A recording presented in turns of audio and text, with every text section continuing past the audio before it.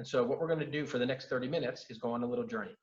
And the way our journey is going to begin is we're going to talk about the very mechanism that GPR uses in order to image the subsurface. Then we're going to ask a question: how deep can GPR image? And this is actually driven by two things, and we'll go over each of them. The first one is GPR antenna frequency. It's going to determine how deep your GPR can image.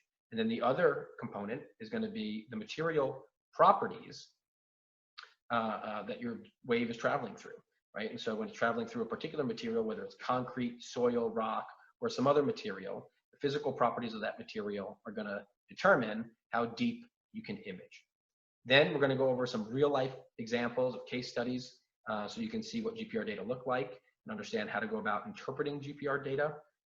Then we're going to quickly look at some of the applications of GPR, some really unique ones that you may not know about. And then finally, I'm going to give a very brief summary of what GPR Basics looks like. So if you are interested in furthering your education on this, you can do so. So let's go ahead and get right into the video here. And this is a GPR. It's one example of a GPR. And a GPR is really composed of two components, right? There's some other things going on here, but there are two components that every single GPR will use. And the first one is the console. This up here that has the box around it is the console. The second component of the GPR that all GPR work will have is this box on the bottom, which is called an antenna. And it's from this box that the signal is transmitted and is also received back from some sort of reflection off a discontinuity in the subsurface. So the console and the antenna are part of every single GPR unit. In this one, it's actually a push cart, so the wheel will tell you how far you're traveling, but you don't need a push cart. You can still use GPR without it. Many do. But for the most part, these are the two components that every single GPR will have: the console, which records the data, and then the antenna, which sends out the signal and receives the signal back when it hits some sort of discontinuity in the subsurface. So here's our little model of a GPR with a cart system, and in this case, that yellow box on the bottom is the antenna. And so what the antenna does is it sends out an electromagnetic wave. An electromagnetic wave that goes through the subsurface, and if there's nothing to hinder it, it will continue to go and move on and spread out as the wave gets deeper and deeper into the subsurface. In general, right, until all the energy has dissipated, it'll continue to go and spread out. But what if there is something below the surface, some sort of discontinuity, and in this case, maybe a pipe or something like that? Well, the signal will go out and then reflect some of the energy back towards the surface, and then some of the energy will continue on, right, into the subsurface. So that signal will continue down into the subsurface. It will reflect off of that pipe or that geological interface or the archaeological target that there might be, like a grave or something like that. Some of the energy will reflect back to the surface and get recorded by the antenna, and some of the energy will continue on into the subsurface, traveling until it hits another discontinuity. And then what will happen is some of the energy will be reflected, that's left will be reflected back to the surface, and some will continue on even deeper. And it's because you have some that reflects back and some that continues on that really makes this a three-dimensional imaging technique. And so in this case, you're able to see kind of bounced off of that pipe as the signal passed it. Here is an example, very basic one, almost like our simplified model, that shows a subsurface. So on the x-axis, which is running across the top, you have how far your transect is. So you push the cart across the ground surface, and you can see it went about 15 meters. And then on the z-axis, really, which is the one on the left-hand side, going down from 0, 25 centimeters, 50 centimeters, 75 centimeters, and so forth, down to about 2 meters. That shows you into the subsurface what you're looking at. And so there's a few things here that you can take notice of. As we pushed it along, it recorded all the reflections, and it records the two-way travel time. That's how long it takes for it to travel to some sort of discontinuity, reflect off of that discontinuity, and come back. and then whether or not that happens again, which here it happened multiple times. And so what you're seeing here is a sewer pipe, okay? A very basic target that's buried below the surface, but you're also seeing here the bottom of the asphalt. So we conducted this survey on the road, and you see the asphalt thickness, the energy continued down, and then it also reflected off of the sewer pipe that was buried below the surface. And the depth of the sewer pipe was about 1 meter and 25 centimeters, so about 1¼ meters below the surface. It's a very simplified example of what ground penetrating radar data look like. But I use a simple example so you can sort of begin to wrap your head around how it views the subsurface, how it actually images things that are below the ground. And not only does it image targets like the sewer pipe, but it can image geological interfaces, whether it's asphalt into soil or soil into rock or two different kinds of soils. It'll map those as well. Okay, so how deep can GPR prospect, right? In this last example, you saw that it was obviously able to prospect 2 meters, but in some cases, GPR can prospect 150 feet with some antennas. And then in other cases, the antenna will only go maybe 12 inches. So it's going to depend on a couple things, two really. One is going to be antenna frequency, and then the second is going to be the properties, the physical properties of the material that the wave is traveling through. And so we'll begin with antenna frequency here. So we're going to go over a very basic example of how to understand frequencies. And this should be something that maybe you might remember from junior high school or high school, but we have to go over it again because it really is critical to understanding GPR. And when someone tells you they have an antenna that's 100 megahertz frequency or 400 megahertz frequency or 1,000 megahertz frequency, that's going to make sense to you after you go through this exercise here. So what we're looking at now is this purple wave, right, which has a sinusoidal wave, and the period, which is how long can it be, right? The period is defined as how long it takes the wave to travel a single cycle. The period for the purple wave is 2 seconds. 2 seconds. It takes 2 seconds for that purple wave to travel an entire cycle. The blue wave, on the other hand, has a period of 1 second.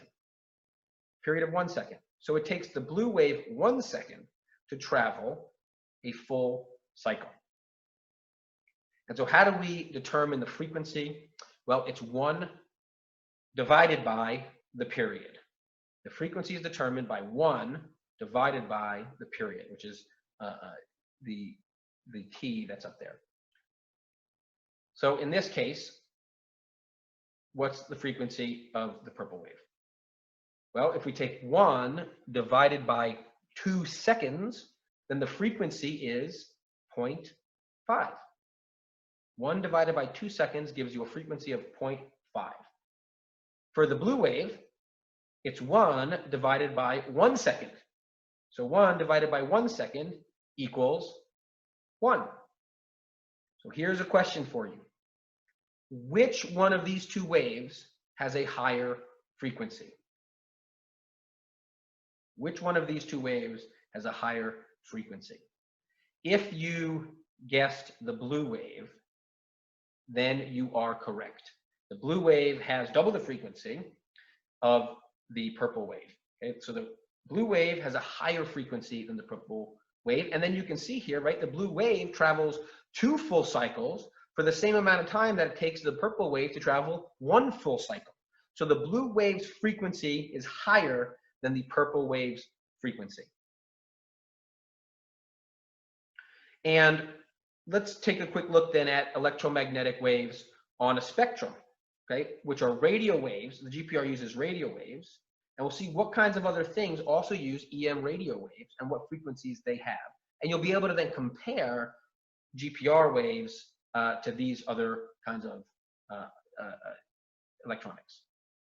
So here's an example, a very general spread of frequencies that GPR uses. GPR will use frequencies even below 100 megahertz, and it'll sometimes use frequencies higher than 2000 megahertz, but the majority of antenna that are used in GPR are somewhere between about 100 and 2000. And ones that are used that are 100 megahertz are used for very different purposes than ones that are used at a 2000 megahertz frequency. And we'll talk about that in a moment. But let's see some that are in sort of the 100 megahertz range.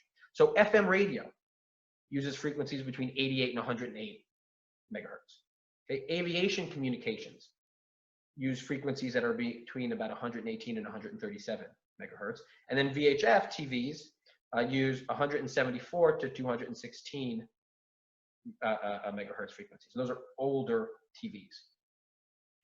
Some newer TVs, newer from when I was growing up, not as new anymore, but use frequencies between about 470 to 806 megahertz. Mobile phones that use a cellular band, okay, are about 824 to about 894. And then medical equipment often uses frequencies between about 902 to 928. Okay, so there's a lot of different electronics out there that overlap in their frequency with ground penetrating radar. Other mobile phones that use PCS bands, which are a little bit more recent, use between about 1800 and 2000 megahertz frequencies in order to have the communication mechanisms that they have. And so I'm showing you all this, I'm showing you this spread because GPR, using such a wide variety of frequencies, overlaps with so many other electronics. And if you're carrying out a survey, or if somebody's carrying out a survey, you need to be aware of other electronics that are using electromagnetic radio waves at the frequency that your GPR is using the radio wave. And the reason is that these other electronics can interfere or produce noise within your GPR data set. And so if you're working on a hospital, working at a hospital, and you're doing some utility locating, and you're using a 900 megahertz antenna GPR, then you need to be aware that the medical equipment might have overlap, and you might actually be seeing some of the communications between that medical equipment. If you're doing concrete scanning and you're using a 2000 megahertz antenna, and you have a PCS banded phone, which most phones have multiple bands now, which will include the PCS. If you have your phone turned on, that can have an effect on the quality of your data. So I always say, control what you can, turn your cell phones off when you're conducting a survey to try to improve the quality of your data as much as possible. Now, the other reason that I show you this range is FM radio frequencies are much lower than mobile phones. Right? FM radio frequencies are much lower than mobile phones, which means that they have a longer period, they have a longer wavelength, and GPR antenna that are 100 megahertz will prospect or image much deeper than those that have a 1000 or 2000 megahertz antenna. So a 100 megahertz antenna is what we consider to be a low frequency antenna in GPR, and that'll prospect deep. And I've seen offset 100 megahertz antennas prospect up to 150 feet below the ground surface. On the other hand, 2000 megahertz antennas might see between 12 to 18 inches in really good material like concrete. And so those are often used for concrete scanning in order to find things like rebar or conduits or other infrastructure that's embedded in concrete. So when someone's going to core through the concrete, they don't hit rebar or conduits or utilities.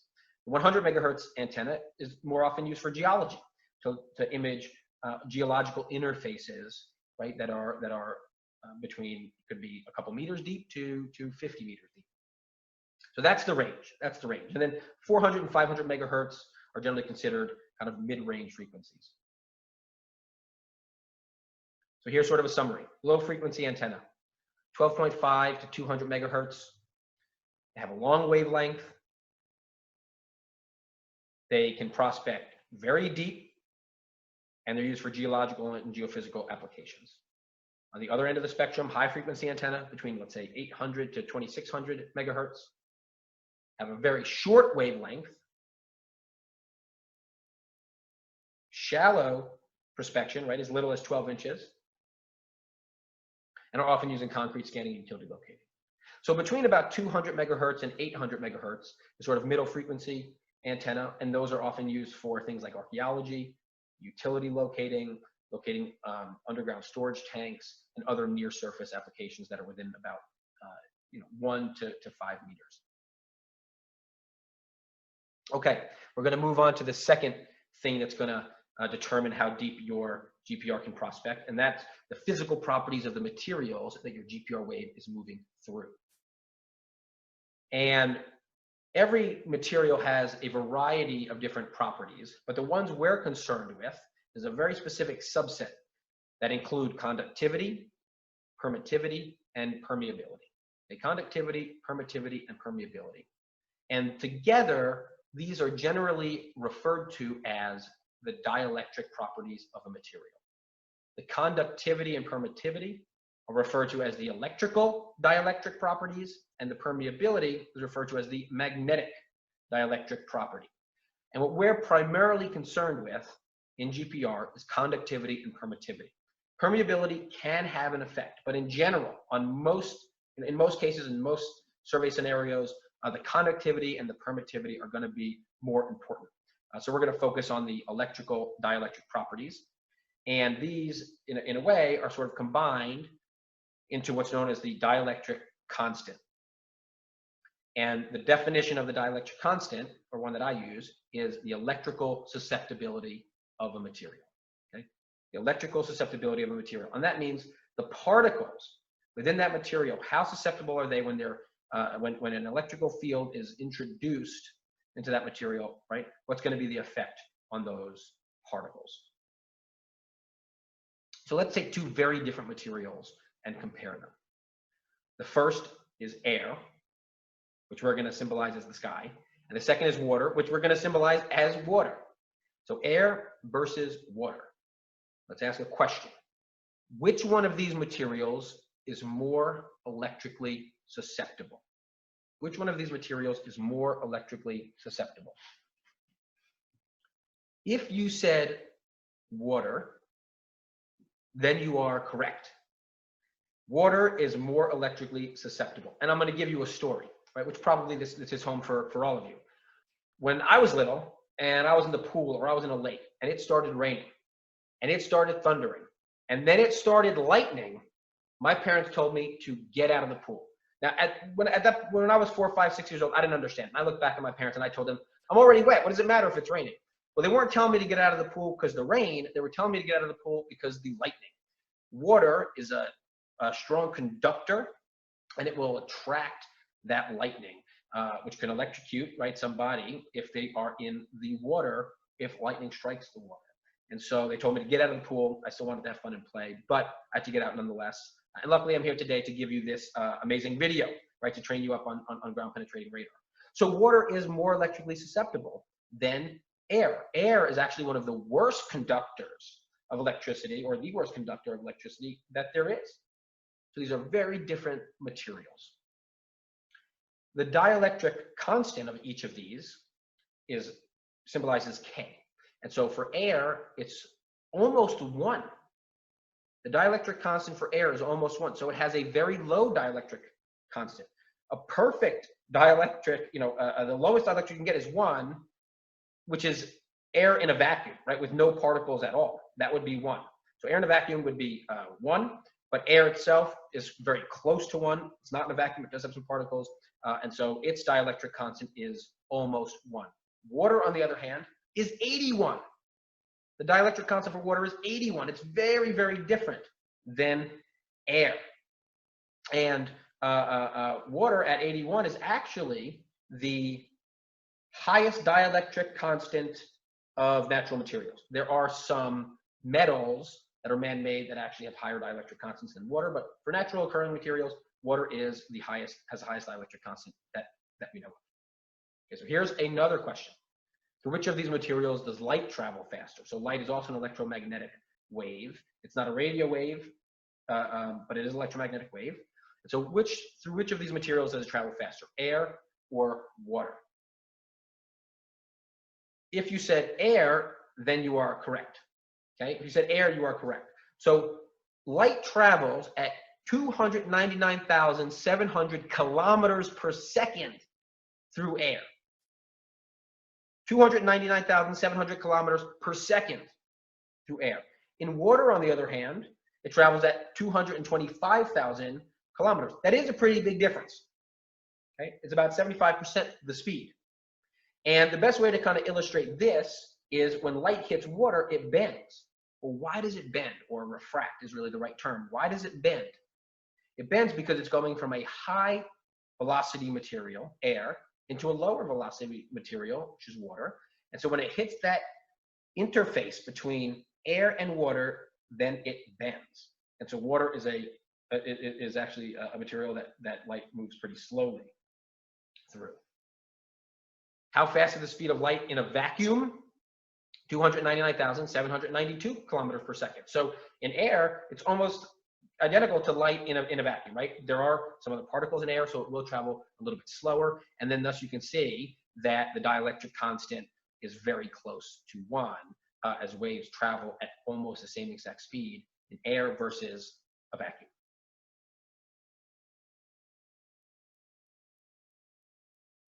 So what is the relationship between wave velocity and dielectric values? So if you're surveying in a material that has a high dielectric value versus a low dielectric value, right, what can you say about the behavior of your electromagnetic GPR wave? Well, you're not going to like the answer, but it's complicated. It's complicated. But I'm going to give you some general relationships that you can take with you. Materials with high velocities, like air, have low dielectric constants, and the signal dissipates or attenuates, another way to say dissipate, dissipates slower. So your signal strength holds up for longer, your velocities will be faster, and thus in low dielectric materials, your wave is going to be able to travel deeper, right? It's going to be able to move deeper, you can image deeper. Materials with low velocities have high dielectric constants, and the signal generally dissipates or attenuates faster. So in water, but it's complicated, but in clay, for example, wet clay, which has a high dielectric constant, about, could be up to 40, the wave is going to move slowly, and the signal is going to dissipate very rapidly. And so you can prospect and image the subsurface in wet clay, but you can image only in a much shallower thickness of the subsurface, a shallower range from the ground surface into the subsurface. So that's the basic relationships. High velocity materials have low dielectric constants and signals dissipate slower. So you can prospect deeper in low dielectric constant materials. And then with materials with low velocities that have high dielectric constants and the signal dissipates faster, things like wet clay, you can prospect much more shallow. Those are the relationships. In the GPR Basics course, we actually go much deeper into conductivity, permittivity, and permeability. We talk more about velocities, attenuation rates, what complicates it. And so, we talk about under different circumstances, if you have complications, how can you begin to account for those in order to still have a very successful GPR survey? So we go into a lot more depth about the complications of it in the GPR Basics course. So here's a summary. Low dielectric materials, like concrete and dry sand, have fast moving waves. You can prospect deeper because they're low dielectric, like in dry sand. Slow attenuation rates, so the signal strength holds up, but you get some spreading of the radar signal. So certainly at depth, the resolution is going to be a little bit worse. It's a little bit of a trade-off. In high dielectric materials, such as salt water or wet clay, you have slow moving waves. You can prospect more shallow, image more shallow. You have fast or rapid attenuation or dissipation of the signal, right? So your signal strength is not going to hold up for very long, but you're going to get clustering of the signal, the radar signal, so it may improve resolution a little bit. Okay, so we're going to go over a few examples of GPR data. In this example, we have located or detected 2 underground storage tanks. This survey was conducted at a gas station, and you can see very clearly the 2 underground storage tanks that have a hyperbolic reflection, and we go into why that hyperbolic reflection occurs in GPR Basics. But you can see the 2 underground storage tanks here. You can also see rebar reinforcing the concrete above the underground storage tanks. Furthermore, you can see this vertical interface where you have a lower amplitude and a higher amplitude. And that is the edge of the excavated area that the tanks were put into. So you had an excavation trench, the tanks were put into the trench, and then it was covered over, then it was sealed with reinforced concrete. And you can see where that excavation trench ends. And it's not where, as you can see down here, it's not where your reflection ended, because actually this is not over the tank, right? The tank is only in this area. And so you can see exactly where that excavation trench ends and where the regular soil is. Now there's one other reflection event in this profile, which is this high amplitude reflection. And this actually isn't from a target of interest. It's actually an airway. So there's something at the ground surface that is hindering our data, right? That's an artificial reflection event in our data. And we go over that kind of stuff in the course, but you have to be aware, right? You have to be alert of what's around you and understand how the waves behave and respond in different material and under different circumstances, so you can interpret your GPR data in high confidence. Okay, here is another example of GPR data collected at a cemetery. And here we show you two different ways to image the GPR data. One you've seen so far, that's on your left. And that shows grave vaults or metal coffins identified with the GPR at this cemetery. Now on your right-hand side, we produced what are called slice maps or depth maps or amplitude maps, three different ways to term it. But the way you can do that is if you collect profiles where you have two-dimensional profiles into the subsurface, and you collect them very close together, right next to each other, right, one by one. Then what you can actually do is resample those data and basically take slices of those from the top down and look at your entire survey area at 20 centimeters below the surface, 50 centimeters below the surface, 80 centimeters below the surface, 120 centimeters below the surface, and so forth. So you can really get a three-dimensional model of what's going on.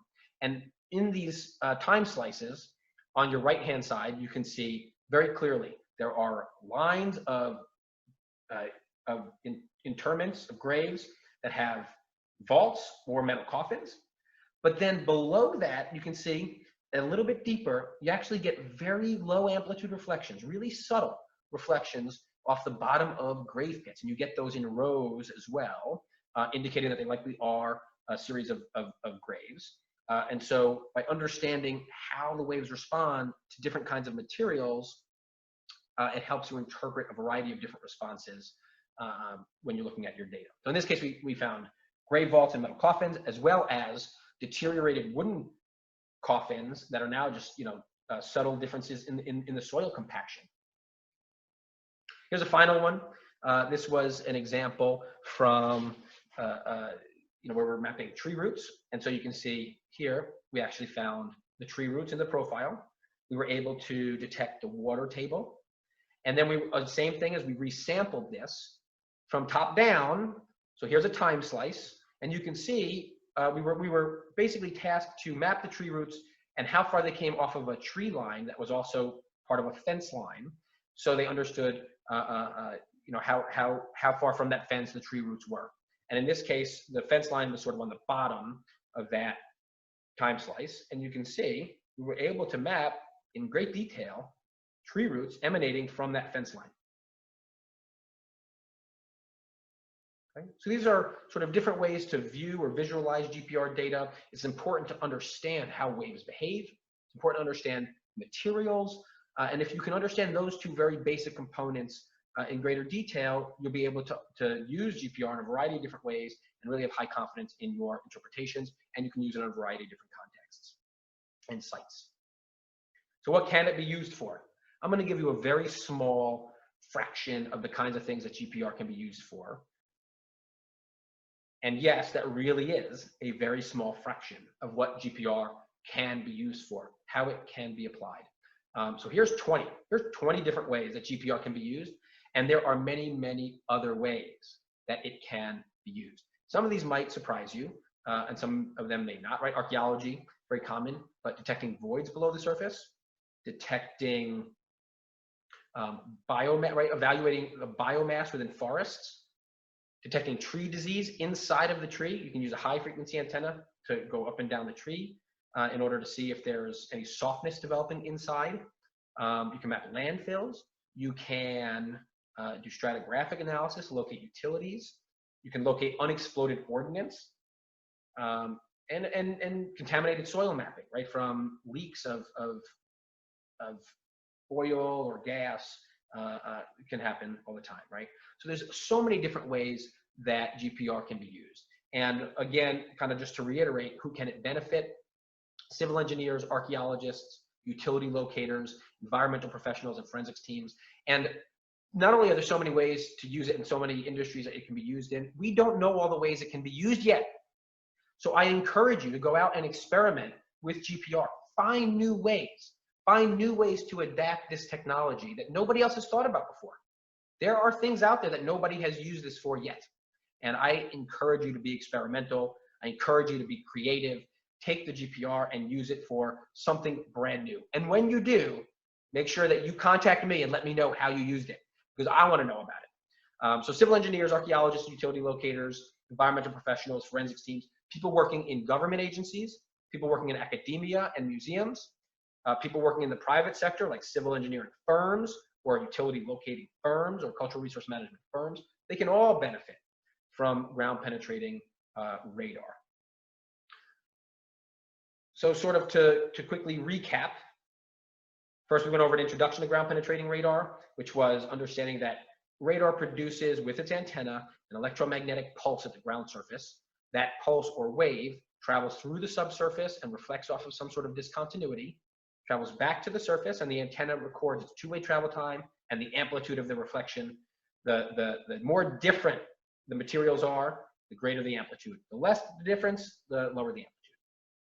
Then we looked at GPR antennas and the frequencies. High frequency antenna have high resolution, but can prospect or image very shallow, where low frequency antenna have lower resolution, but can image very deep.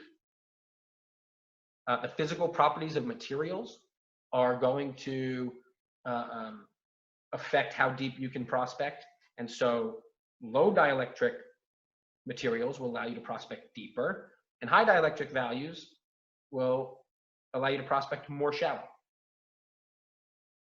We went into data interpretation and uses of GPR, and in the GPR Basics course, we actually go into many, many more examples of data interpretation.